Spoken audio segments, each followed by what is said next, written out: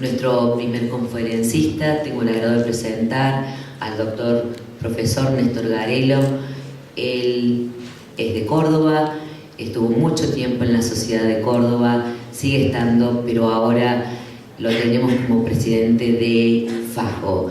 Voy a pedirle a Néstor, amigo nuestro, que nos dé unas palabras de bienvenida. Buenos días a todos, muchas gracias, doctora Travela. Es para mí un honor participar de este congreso. He sido y soy, me siento parte y seguiré siendo miembro de la Sociedad de Obstetricia y Ginecología de Córdoba, a la cual tuve el honor de presidir hace unos años, y a la cual le agradezco especialmente todo el apoyo que me brindaron para llegar a la presidencia de FAJO, porque sin el apoyo de la sociedad de origen uno no tiene ninguna chance de participar en el mundo, digamos, político de la tocoginecología argentina. Sin ninguna duda que el cáncer de mama asociado al embarazo nos plantea una situación que tiene dos extremos. Por un lado, el embarazo que representa alegría, esperanza y fundamentalmente vida, y por otro lado el cáncer, que implica tristeza, desazón y eventualmente un riesgo de muerte para las pacientes.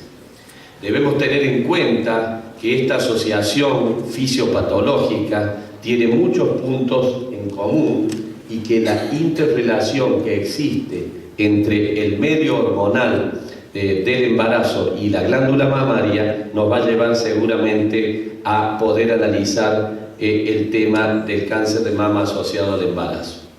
Sabemos que la glándula mamaria durante la gestación sufre una serie de cambios que seguramente van a condicionar la evaluación clínica, va a dificultar el examen físico, pueden que confundamos a tumores malignos con procesos benignos propios de la glándula mamaria o vinculables al estado gestacional de la paciente, de manera que tenemos que tener presente que toda masa solitaria en una mujer embarazada o lactante tenemos que prestarle atención y utilizar la metodología diagnóstica que consideremos más adecuada.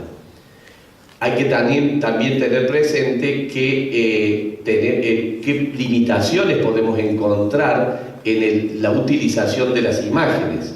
Cuando diagnosticamos un cáncer durante el embarazo tenemos la obligación, como en toda situación, de conocer la extensión, estadificarlo adecuadamente. Tenemos que también tomar una decisión en esta situación de qué va a pasar con el embarazo y qué vinculación puede tener ese embarazo o qué influencia puede tener sobre la evolución del cáncer y, por supuesto, vincular todos los riesgos inherentes al feto. Hacer un chequeo por imágenes seguramente va a manifestar la posibilidad de que existan riesgos y hay que tratar de utilizar adecuadamente esas imágenes para no dañar al feto y favorecer en algo la estadificación y el estudio de la mujer. Cuando tenemos una paciente que tiene una masa palpable durante el embarazo, la idea debiera ser que tenemos que conseguir un diagnóstico adecuado que nos permita con certeza tratar de descartar el cáncer a través del método que sea menos agresivo y que sea lo más confiable posible para el diagnóstico. Esta asociación fisiopatológica no es una situación muy habitual, pero se da de acuerdo a las distintas estadísticas entre 1 cada 3.000 o 1 cada 10.000 embarazos. Hay que tener en cuenta que la tendencia está creciendo. ¿Por qué? Porque cada vez más las mujeres postergan su maternidad debido fundamentalmente a su desarrollo profesional en las distintas áreas. Representa, dependiendo de la estadística, entre el 0,2 y el 3,8% del total de los cánceres. Y si tomamos que el cáncer de mama es una patología de evolución lenta que tiene una etapa subclínica importante, vamos a ver que muchos de ellos, que son diagnosticados 1 o 2 años después del embarazo, pueden haber estado asociados sin haberse diagnosticado. Y que en las mujeres menores de 40 años con cáncer de mama, la incidencia es de alrededor del 15%. Tenemos que tener en cuenta que la glándula mamaria es un órgano en el cual se producen cambios de remodelación tisular que dependen del estado endocrino, que estas fluctuaciones hormonales se producen mensualmente con el ciclo que la mujer tiene y que también se producen durante el embarazo y la lactancia y a su vez también en el periodo de involución. Todas estas modificaciones en el microambiente tisular y en la matriz extracelular son de trascendencia. Yendo al tema propiamente dicho, ¿cómo podemos agrupar esta situación fisiopatológica que es el cáncer de mama asociado al embarazo? Tenemos los cánceres de mama coexistentes con el embarazo, que son aquellos que se diagnostica el cáncer durante el embarazo o la lactancia de la mujer. Y tenemos también otra situación que cada vez es más frecuente y que es aquellas mujeres jóvenes que han sido tratadas por su cáncer y que posteriormente se embarazan. Esto es lo que denominamos cáncer de mama y embarazo subsiguiente. Pasando al capítulo de cáncer de mama y embarazo coexistente, se presenta sin ninguna duda una situación dificultosa para el diagnóstico, por lo que veníamos mencionando y ya vamos a analizar las dificultades que presenta la mama gestante o la mama lactante para el examen clínico y los métodos complementarios. Seguramente vamos a tener dificultades para estadificar adecuadamente esa paciente, sobre todo por los métodos que utilizan imágenes y sustancias radioactivas. Vamos a tener dificultades para ensamblar una terapéutica adecuada, de manera que todas estas situaciones conflictivas van a envolver al médico, a la paciente y a su entorno y al producto de la gestación. Un hecho que tenemos que considerar es la utilización de las imágenes. Hay que considerar que qué desarrollo fetal tenemos al momento de la exposición a esas radiaciones, cuál sería la dosis total que le vamos a brindar a esa mujer y que puede tener influencia sobre el embarazo, qué factores pueden potenciar los efectos de la radiación. Hay que tener presente que si la radiación se da en los primeros días del embarazo, vamos a tener seguramente una muerte prenatal. Y que tenemos que tener presente también cuál es la etapa de la organogénesis donde podemos llegar a facilitar algún tipo de malformaciones. Sin ninguna duda que a medida que la gestación progresa, los riesgos de ser influenciada por las radiaciones ionizantes serían menores, pero siempre existe la necesidad de ser muy cautelosos en este accionar. ¿Qué pasa con el diagnóstico? La confiabilidad de la mamografía, nosotros sabemos que de por sí la mujer joven tiene mamas más densas y si a eso le sumamos los efectos de la gestación, vamos a tener mayores dificultades para el diagnóstico mamográfico. La ecografía es una metodología que puede colaborar en este tema. La punción con aguja fina hay que tenerla presente porque nos puede ayudar, pero tenemos que avisarle siempre al citopatólogo de que se trata de un material obtenido en una mujer embarazada, porque los cambios proliferativos que condicionan el embarazo sobre la mama pueden llevar a la inducción de falsos positivos. También tenemos que tener en cuenta la posibilidad de hacer algún tipo de biopsia. La biopsia, ustedes saben, puede ser una biopsia mínimamente invasiva, como son las biopsias ecoguiadas o las punciones estereotáxicas, aunque en el examen mamográfico vamos a tener dificultades, y la biopsia a cielo abierto, que en una mama gestante también tiene sus cuidados incondicionales. Esto lleva, como decía al final del diapositivo anterior, a una demora diagnóstica, o sea, hay una serie de elementos que condicionan un diagnóstico temprano en una mujer embarazada o lactante con un cáncer de mama. Hay que tener en cuenta cuál es la incidencia de cáncer de mama de acuerdo a los grupos etarios. Si tomamos entre los 25 y los 44, que serían las edades que todavía tiene capacidad reproductiva la mujer, vamos a ver que va aumentando de 7.8 cada 100.000 mujeres por año a llegar a 59 por cada 100.000 mujeres por año. O sea que a medida que aumenta esta edad y vamos viendo, por lo que decíamos anteriormente, el retardo en la maternidad que van observando las mujeres actualmente, vamos a ir teniendo chance de que esta asociación se ponga de manifiesto. ¿Qué hay que hacer con una mujer embarazada que tiene un nódulo de mama? Toda masa mamaria durante el embarazo debe ser evaluada con la mayor rigurosidad, como si la mujer no estuviera embarazada, teniendo en cuenta los condicionamientos y limitaciones que acabamos de mencionar. En cuanto a la estadificación, sin ninguna duda que representa una dificultad, como mencionaba. Hay que hacer un minucioso examen clínico, la radiografía de tórax con protección abdominopélvica se puede realizar, la ecografía abdominal se puede realizar, una resonancia se puede realizar si no utilizamos gadolínio, obviamente toda la metodología de laboratorio y la discusión está en la utilización o no del centellograma debido a la utilización del coloide radioactivo, que sabemos que se elimina por vejiga, por orina, pero hay publicaciones que dicen que haciendo una hiperhidratación de la paciente y que se elimine rápidamente el coloide radioactivo no habría mayores dificultades. De todas maneras hay que manejarse con suma cautela respecto del centellograma. ¿Qué pasa con el pronóstico en el cáncer de mama y el embarazo? Tradicionalmente se consideraba el cáncer de mama asociado al embarazo como de un pronóstico muy ominoso, que hay una influencia sumamente negativa, decía la literatura, del embarazo sobre la evolución del cáncer. ¿Y por qué? Porque se vio que los tumores se detectan en estadios evolutivos más avanzados, tanto por el tamaño tumoral como por el compromiso ganglionar. Todo esto fundamentalmente debido a la dificultad diagnóstica, donde dentro de la dificultad diagnóstica debemos incluirnos también los médicos.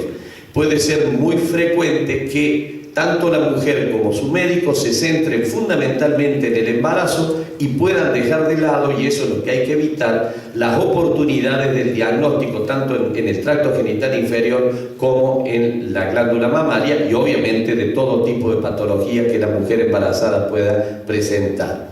Se pensaba que debido a la influencia de las hormonas del embarazo, que las mujeres, por ser mujeres jóvenes, tenían tumores más indiferenciados, por ende la mayor posibilidad de tener receptores hormonales negativos, y toda esta demora diagnóstica, sin ninguna duda, iba a condicionar una demora terapéutica. ¿Qué dice la bibliografía actualizada respecto de la mujer embarazada y la mujer no embarazada? Esta publicación, esta revisión de cáncer de mama y embarazo del año 2009, tomando en cuenta el estado de compromiso ganglionar, es más frecuente de que haya ganglios comprometidos en la mujer embarazada que en la no embarazada, es más frecuente que el tamaño tumoral sea mayor, y también es más frecuente que los estadios sean más avanzados en la embarazada que en la no embarazada. Pero si se toman en cuenta mujeres del mismo estadio evolutivo, se ha visto que la influencia del embarazo no es tan ominosa como aparentaba por los conceptos anteriores. El problema es que en la mujer embarazada se llega más tarde al diagnóstico. No es que el cáncer sea de peor evolución porque la mujer está embarazada, sino que la dificultad viene por otro lado y fundamentalmente debido a la demora diagnóstica que veníamos mencionando. ¿Cuáles son las realidades que vamos teniendo en la actualidad? Es un hecho real que el cáncer de mama está aumentando en todas las latitudes, tanto en países desarrollados como en países subdesarrollados. También es un hecho real que la mujer, por las distintas situaciones que veníamos mencionando, va retardando su maternidad. A medida que aumenta la edad del primer embarazo, aumenta las chances de que tenga cáncer de mama, por lo que el cáncer de mama sabemos que es una enfermedad edad dependiente, mayor edad de la mujer, mayor riesgo. El diagnóstico puede ser dificultoso y demorarse. Una vez confirmado el diagnóstico, las opciones terapéuticas pueden ser influenciadas por la necesidad de brindarle un tratamiento óptimo a la madre con mínimo riesgo para el feto.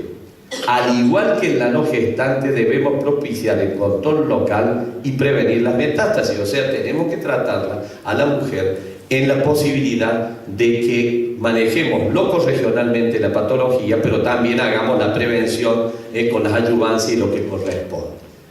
Se plantean entonces tres situaciones que debemos tomar en cuenta. ¿Qué hacemos con el embarazo? ¿Posponemos el tratamiento hasta que pase el momento del parto? o actuamos durante la gestación. La idea es que se debe actuar durante el embarazo. ¿Qué pasa con la cirugía? En la mujer embarazada se puede operar igualmente que en la mujer no embarazada, obviamente teniendo en cuenta el producto de la gestación y tomando en cuenta los cuidados anestésicos, etcétera, etcétera. ¿Podremos hacer una mastectomía? ¿Haremos cirugía conservadora? ¿Haremos vaciamiento axilar o ganglio centinela? Bueno, tomando en cuenta entonces la etapa del embarazo, probablemente se verá si corresponde hacer una mastectomía, que sería el hecho que tomaríamos en cuenta si es que no está indicado, o sea, si la mujer tuviera indicación de cirugía conservadora, solamente considerar la posibilidad de hacer una mastectomía si es en las primeras semanas de embarazo. ¿Por qué? Porque tendríamos que hacemos un tratamiento conservador, postergar demasiado tiempo sin la radioterapia que se debe hacer después del parto. Hay que hacer el monitoreo fetal adecuado cuando la cirugía va a ser realizada. El tratamiento conservador, que conceptualmente se toma en cuenta la tumorectomía más la investigación de la axila, que tradicionalmente era con el vaciamiento axilar y que en el momento actual la hacemos con el ganglio centinela. El ganglio centinela ya vamos a ver que existe la posibilidad de hacerlo con coloide radioactivo. No hay evidencia que avale la utilización del azul para la realización del mismo. El azul patente no debe ser utilizado durante el embarazo y la lactancia. Con el coloide radioactivo la dosis de irradiación es mínima, 40 veces menor de lo que necesitaríamos para hacer un centellograma óseo, y por lo cual, si la indicación es precisa, la técnica puede ser realizada durante el embarazo. La mayoría de los procedimientos diagnósticos utilizan tecnesio 99, que expone al feto a dosis muy bajas, menores de 0.01 Gray, que es lo que es aceptado. La técnica del ganglio centinela ofrece una dosis bajísima a la mama afectada, una dosis muy baja a la mama contralateral y exageradamente baja a nivel abdominal, de manera que puede ser utilizada la técnica del ganglio centinela en la mujer embarazada con el coloide radioactivo. Como era de esperar, hablando de cáncer de mama, no puede estar ausente Veronesi y su grupo de trabajo, y esto es una publicación del año 2009 donde presentaron 12 casos de cáncer de mama asociados a la gestación y que se les realizó la técnica del ganglio centinela sin ningún tipo de inconveniente. ¿Qué pasa en cuanto al tratamiento sistémico? La gran mayoría de estas pacientes, por lo que venimos diciendo, tienen axila positiva y tienen tumores de tamaño importante, de manera que son candidatas naturales a necesitar la adyuvancia.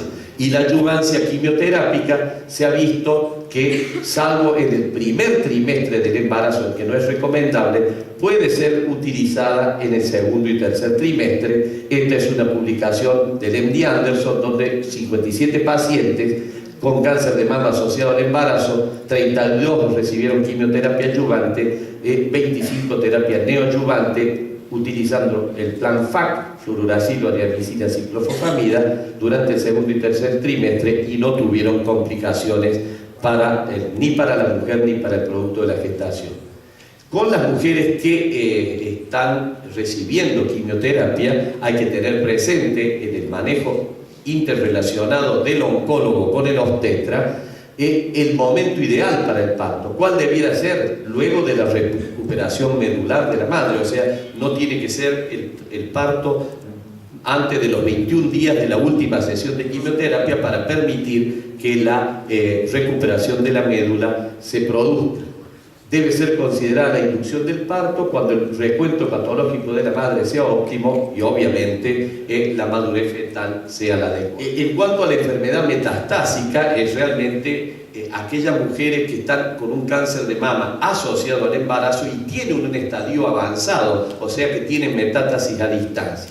Esto realmente es una situación muy crítica, muy difícil. Tenemos que tratar en lo posible de preservar la evolución del embarazo, pero también tenemos que tratar adecuadamente a la madre. El aborto no debe ser considerado como una herramienta terapéutica en favor de la evolución del cáncer.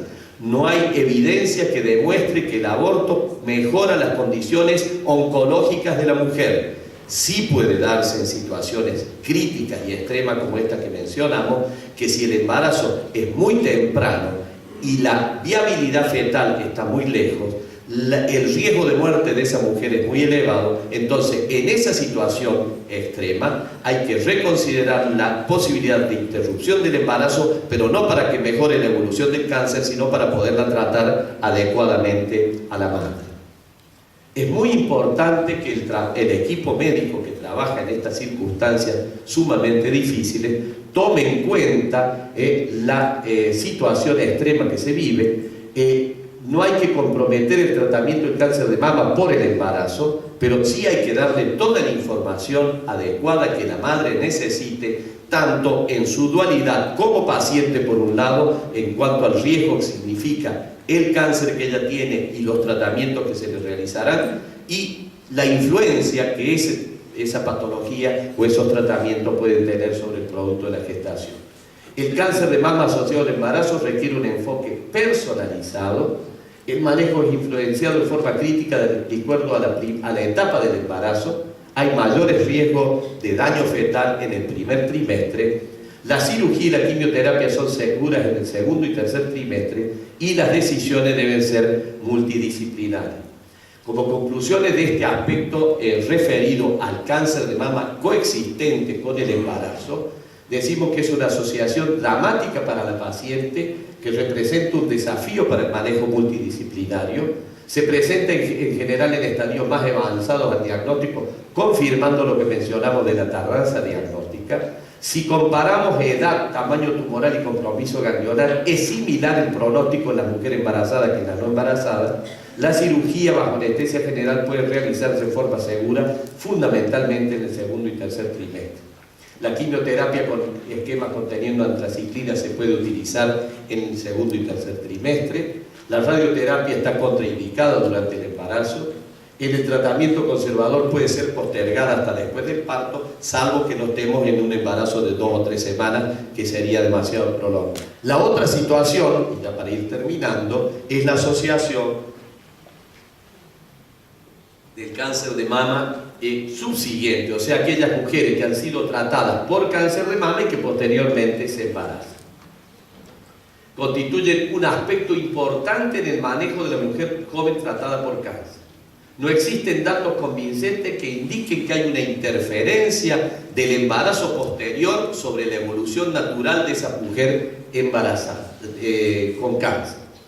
Obviamente, también requiere de decisiones individualizadas. Esta es una experiencia de un grupo australiano sobre un número importante de mujeres en edad reproductiva que tenían cáncer de mama, de las cuales el 5% tuvieron embarazo subsiguiente. Luego de 24 meses de tratamiento mejoraron la sobrevida, y los ocurridos luego de los 6 meses no la modificaron. El uso de la quimioterapia adyuvante no afectó la evolución del embarazo en mujeres que concibieron luego de 6 meses de tratamiento, o sea que fueron tratadas por el cáncer y con la quimioterapia adyuvante, y posteriormente se quedaron embarazadas, no hubo problema. Con cáncer de mama de buen pronóstico no es necesario esperar 2 años para autorizar el embarazo. ¿Esto por qué? Porque tradicionalmente nos hemos manejado con la idea de que hay que darle un tiempo prudencial a la mujer para autorizarle al embarazo luego de que ha sido tratada por cáncer de mama. ¿Qué pasa con respecto a las modificaciones endocrinas y básicamente en este caso vinculada a la elevación de la prolactina? El embarazo y la lactancia acompañados de niveles elevados de prolactina no aumentan el riesgo de recurrencia, y en ciertos casos se vio que prolonga la sobrevida. De modo que un consejo ultraconservador referido al embarazo subsiguiente resultaría injustificado. O sea, aquellas mujeres que son tratadas por un cáncer de mama, fundamentalmente en estadios tempranos, no tendríamos limitaciones ni argumentos de evidencia para negarle la posibilidad de un embarazo posterior. Obviamente que si es un cáncer localmente avanzado de ingreso, dada el alto riesgo de recaída que la mujer tiene por el cáncer, habría que poner en la balanza los riesgos y los beneficios y discutirlo muy detenidamente con la paciente. Hay que tener en cuenta que hay un aumento de la incidencia global de cáncer, como dijimos, y que las mujeres van demorando y posponiendo su maternidad. De manera que cada vez más los que manejamos cáncer de mama vamos a tener consultas reproductivas de las mujeres que hemos tratado por cáncer. El embarazo subsiguiente no empeora el pronóstico y las pacientes deben ser asesoradas sobre su futuro reproductivo considerando la conservación de la fertilidad. O sea, toda mujer joven que nosotros tratemos por cáncer de mama, tenemos que brindarle un consejo reproductivo adecuado a ella y a la pareja, de ver las posibilidades. ¿Por qué? Porque existe la chance de que los tratamientos adyuvantes que van a ejercer un efecto deleterio sobre la función ovárica puedan condicionar en el futuro reproductivo de esa mujer joven una dificultad. El embarazo subsiguiente es posible para la mayoría de las mujeres jóvenes con cáncer de mama. ¿Existe qué? Exige esto un manejo multidisciplinario previo a los tratamientos adyuvantes, porque hay que tomar las precauciones del caso. Preservación de tejido ovárico, preservación de ovocitos o de óvulos, y debemos pedir una activa participación de la pareja. Cuando debamos aconsejar sobre un embarazo posterior al tratamiento de un cáncer de mama, hay que remarcar el pronóstico individual de la paciente, teniendo en cuenta el estado general de salud de la mujer, de bienestar, el deseo real de gestación de ella y de su pareja y el apoyo que realmente esa mujer tiene para el futuro embarazo. Para terminar, la experiencia de nuestro grupo, encabezada por el doctor del Castillo, y muchos años de trabajo, donde al año 2008 tenemos sobre 5.215 cánceres de mama tratados, 193 asociados al embarazo, lo cual da una incidencia alta del 3.7% del total. De ellos 115, el 60% fueron coexistentes y el 40% fueron subsiguientes. La distribución etaria, la mayor incidencia se dio entre los 26 y los 35 años. La distribución por estadio, fíjense la diferencia que se da entre los coexistentes y los subsiguientes. Tenemos una alta tasa de estadios avanzados en los coexistentes, con un número importante, casi un 8% de carcinoma inflamatorio asociado al embarazo. Obviamente, como era de esperar, las mujeres que son tratadas por cáncer y que después se embarazan son las que en general tienen mejor pronóstico, por eso es que son estadios menos avanzados. ¿Qué pasa con el compromiso axilar? Fíjense, axila comprometida en el 77% de los coexistentes, que es el rojo siempre, y en el 22% de los subsiguientes. Esto es un hecho importante. ¿En qué momento fueron diagnosticados los coexistentes? En el primer trimestre del embarazo, un número importante, quiere decir que se le prestó atención a la mama de la mujer embarazada. Y un hecho a resaltar que coincide con lo que dice toda la literatura es la importante tardanza diagnóstica, entre 1 y 36 meses de demora en el diagnóstico, con un promedio de 5.3 meses. ¿Qué intervalo hubo entre el momento que fue tratado el cáncer y se embarazó, en el caso de los subsiguientes? Un número importante en el primer año post-cáncer, 1 año y medio, 2 años, 3 años y 4 años.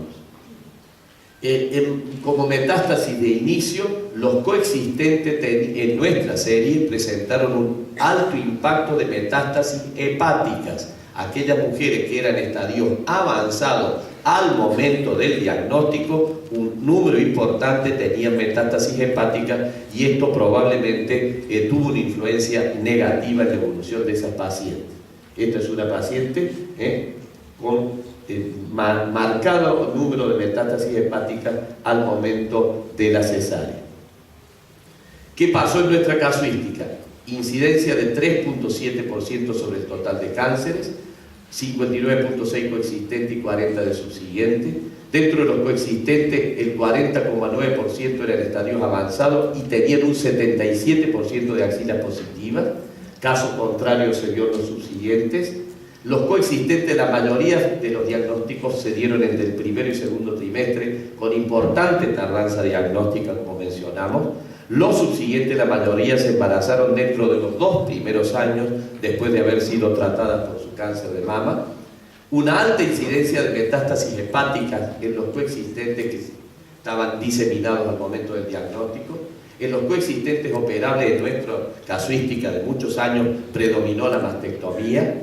Mayor número de progresiones en los coexistentes que en los subsiguientes. ¿Por qué? Porque eran estadios más avanzados.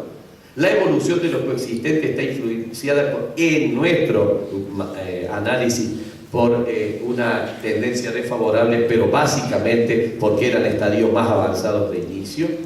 En los subsiguientes el embarazo no influyó en la evolución. De manera que en toda mujer embarazada debemos pensar detenidamente de que el riesgo del cáncer de mama puede estar presente y de esa manera no lamentar la pérdida de la glándula mamaria y mucho peor la pérdida de esa vida de esa mujer. Muchas gracias.